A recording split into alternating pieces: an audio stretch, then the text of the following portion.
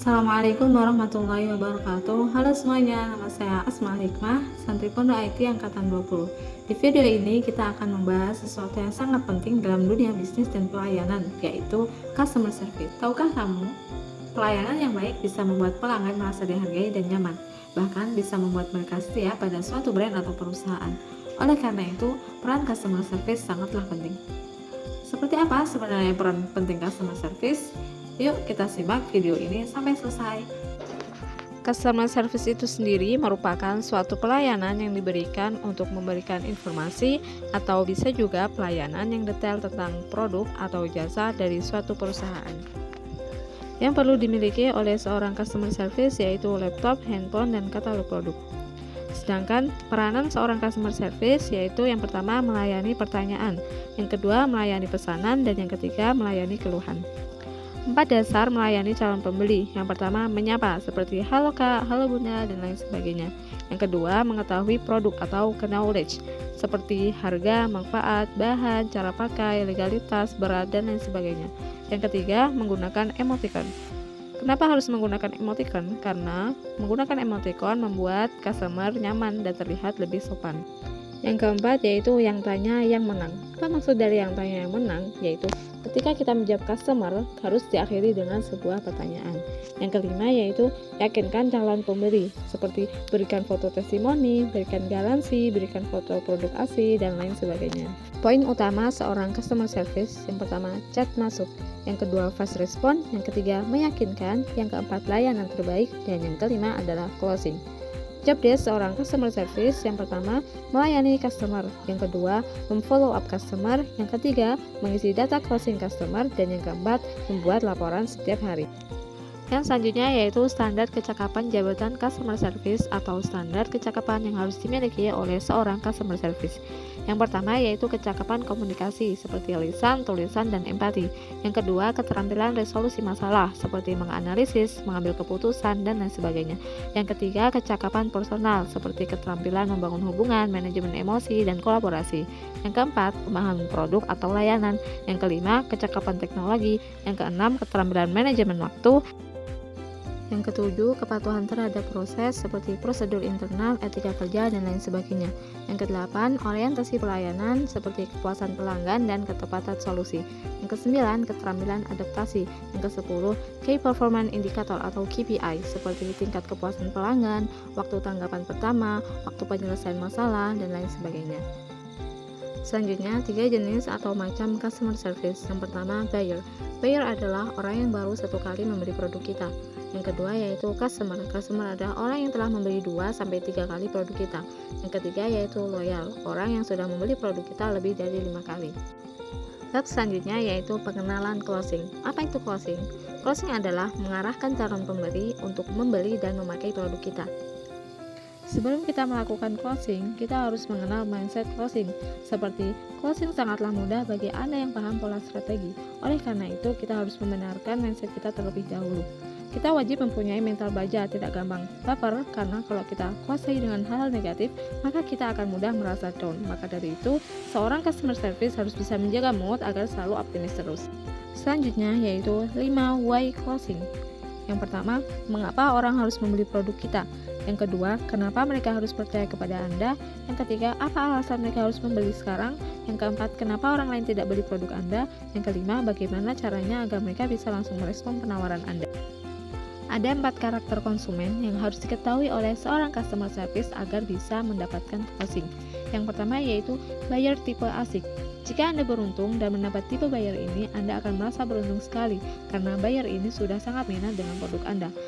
Selain itu, tipe buyer ini biasanya sudah biasa beli online, jadi dia langsung isi format order, bahkan kadang mereka sudah punya format order sendiri.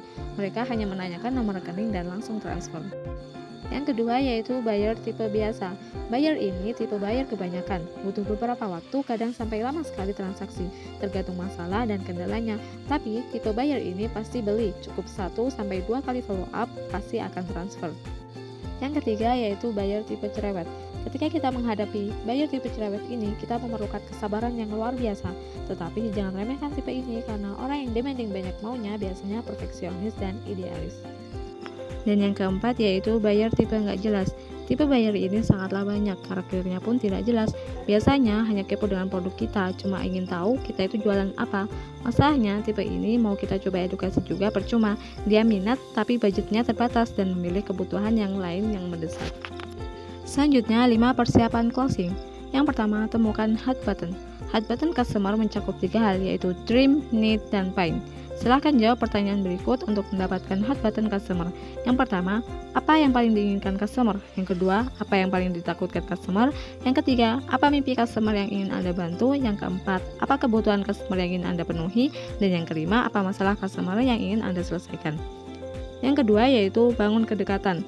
Seorang customer service wajib tahu nama dan kota asal, mengikuti gaya bahasa calon pembeli atau customer, memberikan jokes untuk mencairkan suasana, dan memberikan pujian untuk customer. Panggil dengan sapaan nama calon pembeli. Yang ketiga, bangun kepercayaan seperti pasang foto pengiriman setiap hari, mengirim foto testimoni, pasang foto tim atau CS, dan lain sebagainya. Yang keempat, gunakan 3 kata ajaib yaitu terima kasih, tolong, dan maaf. Yang kelima yaitu ketahui ciri-ciri closing seperti banyak bertanya, antusias, dan menghubungi berkali-kali. Setelah kita mengetahui ciri-ciri di atas, barulah kita masuk dalam teknik closing. Selanjutnya yaitu closing SOP. Yang pertama, akhiri setiap jawaban dengan pertanyaan. Yang kedua, sebut namanya. Yang ketiga, selipkan emoticon. Yang keempat, jika menjelaskan suatu manfaat produk, gunakan 3-in-1. Yang kelima, tunjukkan empati. Yang keenam, closing minimal 30% dari lead yang masuk. Selanjutnya yaitu conversion rate. Conversion rate adalah presentase pengunjung situs web yang melakukan tindakan tertentu atau call to action, seperti mengisi formulir, mendaftar, atau membeli produk. Metrik ini digunakan untuk mengukur efektivitas strategi digital marketing. Sedangkan manfaat conversion rate adalah meningkatkan keuntungan, memudahkan Anda memahami konsumen, mendukung CEO atau memberikan dampak positif, mengurangi cost per acquisition, membantu mendapatkan pelanggan tetap, dan lain sebagainya. Conversion rate adalah indikator penting dalam strategi digital marketing karena dapat meningkatkan efektivitas pemasaran bisnis, menekan biaya, serta memperoleh lebih banyak pelanggan. 4 kesalahan dalam teknik closing. Yang pertama, terburu-buru nafsu untuk closing. Yang kedua, terlalu kaku. Yang ketiga, kurang mengedukasi pembeli tentang value produk yang dijual. Yang keempat, memiliki pelayanan yang buruk. Sebagai seorang customer service, haruslah memiliki soft skill, karena soft skill adalah kunci keberhasilan dalam penjualan. Soft skill kunci keberhasilan dalam penjualan karena soft skill adalah kemampuan dari dalam untuk mempengaruhi orang lain. Attitude mempengaruhi closing hingga 89%, sementara kemampuan teknis hanya 1%. Banyak orang dengan produk knowledge tinggi gagal closing karena sikapnya buruk. Sebaliknya, orang dengan produk knowledge biasa saja bisa sukses karena memiliki soft skill yang baik. 10 soft skill yang harus dikuasai dalam penjualan. 10 soft skill yang harus dikuasai dalam penjualan. Yang pertama, rapport. Rapport adalah membangun relasi dan kepercayaan dengan cepat. Tunjukkan ketulusan dalam menjalin hubungan. Jangan hanya fokus ingin closing, tapi benar-benar peduli pada kebutuhan pelanggan. Yang kedua, set ekspektasi yang jelas. Jangan memberikan janji berlebihan yang tidak bisa dipenuhi. Tunjukkan profesionalisme dengan memberikan gambaran realistis kepada pelanggan. Yang ketiga, empati, yaitu memahami kebutuhan dan motivasi pelanggan. Kenali benar-benar apa yang diinginkan pelanggan. Pahami hot button mereka seperti harga, kualitas, atau faktor lain yang mereka anggap penting. Yang keempat, mengantisipasi kebutuhan pelanggan. Sebelum bertemu pelanggan, pelajari apa yang mereka butuhkan. Siapkan nilai tambahan yang bisa Anda tawarkan sebelum mereka menyadarinya. Tunjukkan bahwa Anda memahami masalah mereka sebelum mereka mengungkapkannya. Yang kelima yaitu attraction atau menarik perhatian dan membangun citra nasional. Cara bicara, berpakaian, dan bersikap menentukan kesan pertama. Jangan tampil dengan lusuh, tidak rapi, sampai menawarkan produk. Hindari status media sosial yang negatif atau mengeluh karena pelanggan akan melihat Anda dari sana. Yang keenam yaitu fleksibilitas dalam situasi berbeda. Kita harus bisa menyesuaikan diri dengan kondisi pelanggan, mengubah kelemahan menjadi keunggulan. Misalnya jika produk mahal, jelaskan alasan dibalik harga tersebut. Yang ketujuh yaitu discovery atau menggali informasi dengan baik. Ajukan pertanyaan untuk memahami kebutuhan pelanggan sebelum menawarkan solusi. Contoh pertanyaannya seperti apa tantangan terbesar dalam bisnis Anda, bagaimana biasanya Anda memilih vendor, dan lain sebagainya. Yang ke-8 yaitu encapsulation atau menyederhanakan informasi, menyimpulkan. Jelaskan informasi kompleks dengan cara yang mudah dan mempengaruhi pelanggan. Gunakan bahasa yang sesuai dengan lawan bicara, jangan menggunakan istilah-istilah teknis jika berbicara dengan non-teknis. Yang ke-9 yaitu storytelling, yaitu bercerita untuk menjual. 63% pelanggan lebih suka mendengar cerita dibandingkan dengan data teknis. Gunakan cerita nyata untuk menjelaskan manfaat dan produknya. Yang ke-10 yaitu cross-selling, menawarkan produk tambahan dengan cerdas. Saat menggali kebutuhan pelanggan, perhatikan peluang menawarkan produk lain. Contoh, jika pelanggan membeli cat dinding, tawarkan juga kuas atau pelapis anti bocor. Ada 10 teknik closing. Yang pertama yaitu teknik ya. Buat calon customer menjawab ya sebanyak-banyaknya. Jangan biarkan calon customer mengatakan tidak tahu atau sejenis dengannya. Arahkan pikiran mereka untuk menyetujui pertanyaan Anda. Yang kedua, yang tanya yang menang. Jangan berhentikan percakapan berakhir di kita. Yang ketiga, berikan banyak keuntungan. Berikan value produk kita seperti aman dan nyaman, tentram, barangnya aman, customernya nyaman. Yang keempat yaitu now or never. Mereka harus memutuskan saat itu juga, kalau tidak mereka akan menyesal. Seperti beli sekarang diskon sekian, beli nanti diskon sekian, beli besok diskon sekian. Yang kelima yaitu surprise. Memberikan kejutan yang menyenangkan untuk customer Anda. Contohnya seperti free ongkir. Nomor 6 yaitu metode harga coret. Yang ketujuh yaitu metode menjilat. Katakan kepada customer kalimat yang baik dalam bentuk pujian, hebat, kita kagum, dan terkesan dengannya. Yang ke-8 yaitu tampak murah. Pecah biaya yang dikeluarkan customer agar terlihat lebih kecil. Keluarkan value sebanyak-banyaknya. Ada sesuatu yang gelap dari yang ditawarkan. Sebenarnya harga tetap sama, tapi kita memecahnya jadi lebih kecil sehingga tampak lebih murah. Yang ke-9 yaitu todongan. Hadirkan rasa malu jika tidak membeli. Pokoknya semakin banyak yang kita berikan, semakin ada rasa malu yang besar. Yang ke-10 yaitu empati. Tunjukkan kita bisa merasakan apa yang mereka rasakan. Intinya no effort, no sell. Teknik ini adalah teknik paling ampuh dalam membangun kedekatan. Semakin Anda dekat, semakin besar potensi closing. Ketika bisa merasa bagaimana rasa menjadi mereka, closing akan terjadi dengan sendirinya. Bab selanjutnya yaitu penolakan. Ada 4 tips menghadapi penolakan. Yang pertama, penolakan karena mahal. Tipsnya, jangan panik. Percaya diri dengan harga yang ditawarkan. Gunakan kata-kata yang menyatakan produk kita pantas dengan harga tersebut.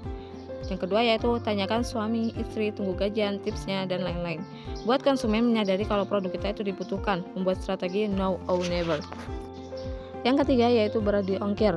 Tipsnya, berikan pilihan yang membuat ongkir terkesan murah atau tawarkan untuk tidak hanya beli satu produk saja. Yang keempat yaitu COD, Cash of Delivery. Tipsnya, yang pertama, tanyakan kenapa konsumen ingin COD. Terus, yakinkan baik dengan kata-kata maupun testimoni. Jika tidak mau, jangan dipaksa, itu akan membuat kita terkesan kurang profesional. Cara mempertajam selling skill Anda. Ketika kita menjadi sales, yang difokuskan adalah bagaimana kita bisa meyakinkan orang. Ada 3 kesalahan fatal dalam penjualan. Yang pertama, tidak punya persiapan atau kurang persiapan. Yang kedua, tidak memiliki niat yang jelas. Dan yang ketiga, tidak melakukan pelatihan rutin. Ada 3 hal penting juga untuk meningkatkan penjualan. Yang pertama, first impression is your last impression. Kesan pertama adalah kesan terakhir. Kesan pertama sangat menentukan persepsi pelanggan. Jadilah sales yang menarik, asyik, profesional agar pelanggan terkesan. Yang kedua yaitu pelanggan membeli karena produk atau salesperson.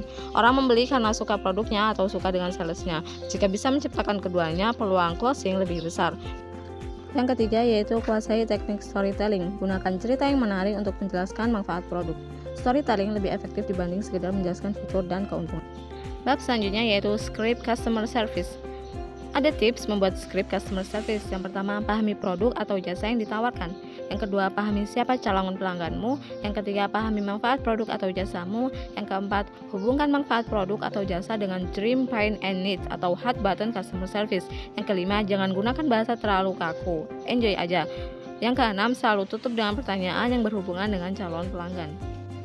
Selanjutnya yaitu pola bahasa customer service. Yang pertama, pola bahasa positif. Gunakan kalimat positif meskipun sedang menyampaikan sesuatu yang kurang menyenangkan. Yang kedua, pola bahasa empati. Tunjukkan kepedulian terhadap pelanggan. Yang ketiga, pola bahasa solutif, yaitu jangan hanya menyampaikan masalah tapi fokus pada solusi. Yang keempat, pola bahasa ramah dan santai. Gunakan nada yang ramah dan bersahabat tanpa kehilangan profesionalitas. Yang kelima, pola bahasa bertanya. Bertanya dengan cara yang sopan mengiringi pelanggan untuk memberikan informasi lebih jelas. Yang keenam, pola bahasa memberikan kejelasan. Berikan penjelasan untuk menghindari kebingungan seorang pelanggan. Yang ketujuh yaitu pola bahasa membuat pelanggan merasa dihargai. Sampaikan apresiasi kepada pelanggan. Yang kedelapan, pola bahasa untuk menangani keluhan. Tetap tenang, tunjukkan empati dan beri solusi. Yang kesembilan, pola bahasa memberikan rekomendasi. Seperti banyak pelanggan membuat keputusan dengan memberikan saran. Yang ke-10, pola bahasa menutup percakapan dengan mengakhiri percakapan dengan ramah dan profesional. Selanjutnya yaitu follow up. Apa itu follow up? Follow up adalah melakukan kontak lanjutan kepada calon customer dengan cara dan metode tertentu supaya customer yang tadinya nggak jadi beli atau yang sudah beli menjadi beli kembali. Ada dua jenis follow up. Yang pertama, follow up kepada customer yang no respon, seperti karena berhenti di harga ongkir dan hanya baru bertanya-tanya. Yang kedua, follow up kepada buyer atau customer yang pernah beli sebelumnya. Ada 6 script membuat follow up. Yang pertama, mau transfer sekarang atau nanti malam, Kak. Yang kedua, mau jaket merah atau biru, Kak.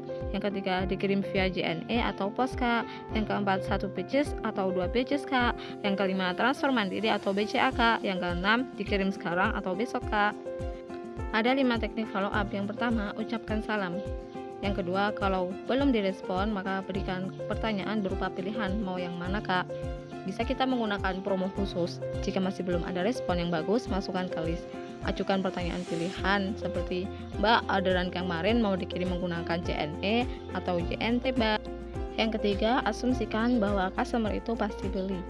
Seperti, oh ya Mbak, sebelum transfer masih ada yang ditanyakan lagi. Atau, oh ya Mas, rencananya mau transfer kapan ya, biar bisa segera kami kirim barangnya.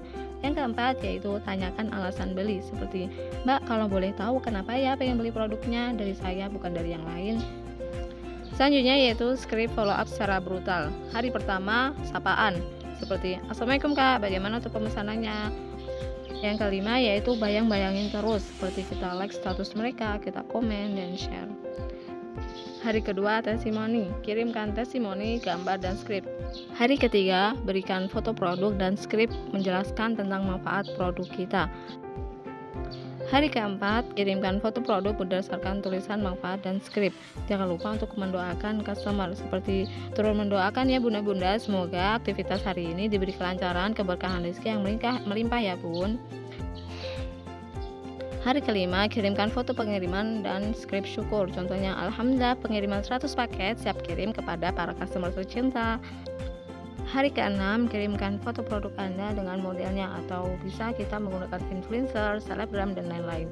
Yang ke-7, yaitu follow up awal bulan. Berikan promo awal bulan. Contoh, jangan sampai ketinggalan promo awal bulan, pemesanan 3 produk akan mendapatkan gratis ongkir.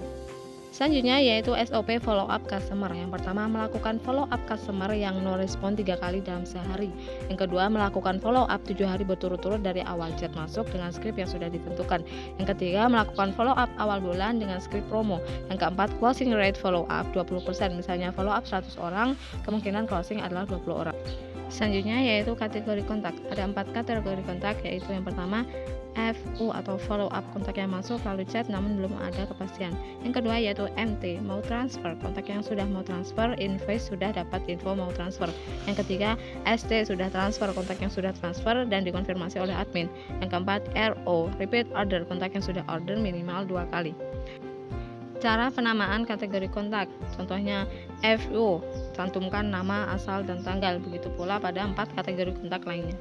Hukum 10, 7, 3, dan 1. Kalau kita tawarkan ke 10 orang, hanya akan ada 7 orang yang mendengar dan 3 orang yang negosiasi, dan akan ada 1 orang yang launching atau closing.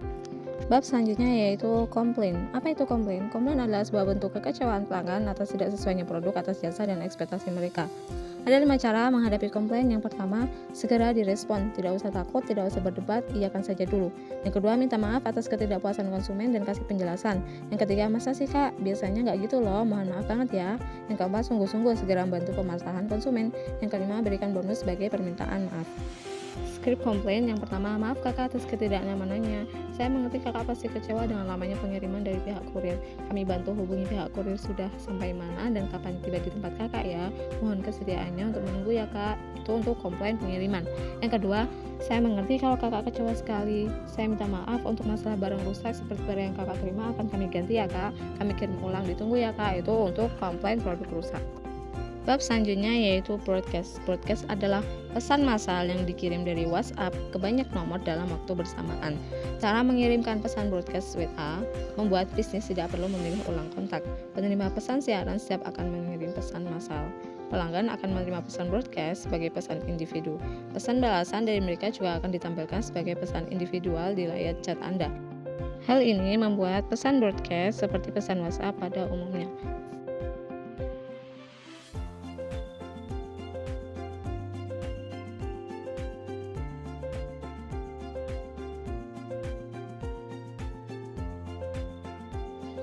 Namun, mengirimkan pesan broadcast dalam jumlah banyak dan waktu singkat dapat berpotensi dianggap sebagai spam dan diblokir pihak WhatsApp. Jadi, sebaiknya beri jeda beberapa waktu. Selanjutnya yaitu WhatsApp marketing. Syarat broadcast yang pertama, simpan semua nomor yang ingin Anda kirim pesan di personal. Yang kedua, pesan hanya bisa dikirimkan kedua otomatis pesan status dalam satu waktu. Keuntungan WhatsApp bisnis dapat Anda kirimkan profil, katalog, creating message, away message, quick reply, label, mengontrol iklan, terkoneksi dengan Facebook dan Instagram, dan short link. Optimasi profil WhatsApp Business.